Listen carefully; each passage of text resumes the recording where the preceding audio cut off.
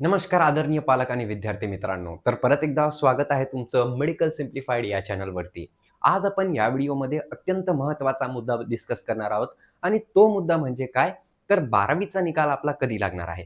तर याच्यात खूप जास्त आर्टिकल सुद्धा आलेले आहे, खूप जास्त न्यूज आउटलेट सुद्धा आलेले आहे आणि खूप साऱ्या डेट सुद्धा देण्यात आलेले आहे.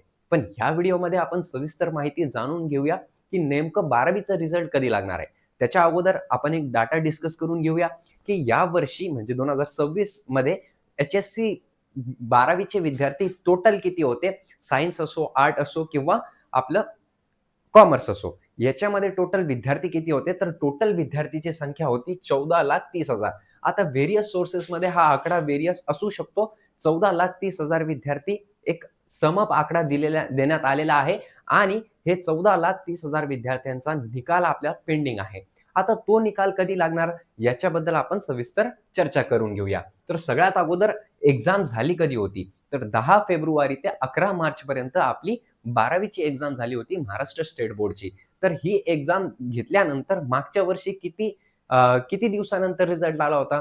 तर मागच्या वर्षी 10 ते 15 म्हणजे नेमकं 2 महिन्याच्या नंतर निकाल लागला होता. मार्चमध्ये एक्झाम संपले होते आणि एप्रिल आणि मेमध्ये हा रिझल्ट लागला होता.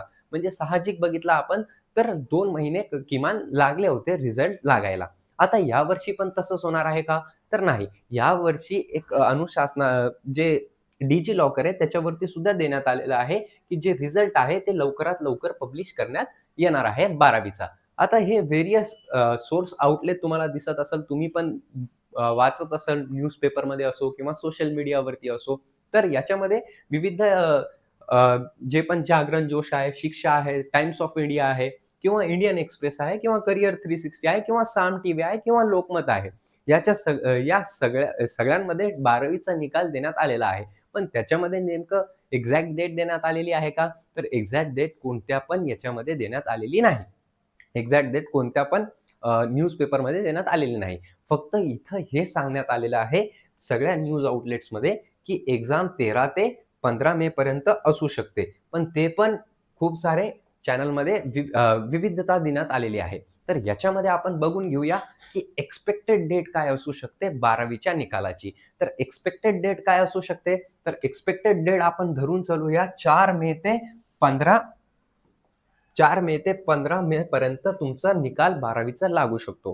ठीक आहे. आता 4 मे ते 15 मे मी का बरं धरलं बरं का?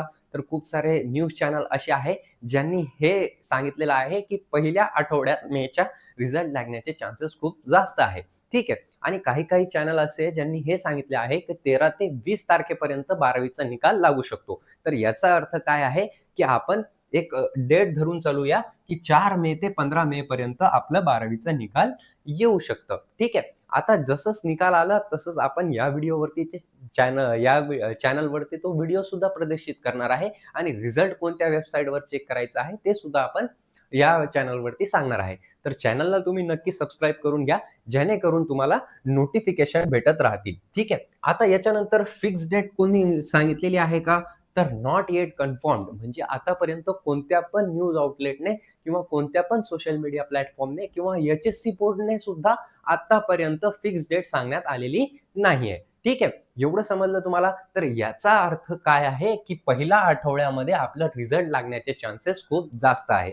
ठीक आहे. सर हे समजलं असेल तुम्हाला, की किती विद्यार्थी आहे, काय आहे आणि एक्झाम डेट सुद्धा तुम्हाला एक अप्रॉक्सिमेट समजली असेल. So thank you so much. Have a great day. I hope तुम्ही नक्कीच पास व्हाल आणि चांगल्या पर्सेंटेजने पास व्हाल. धन्यवाद.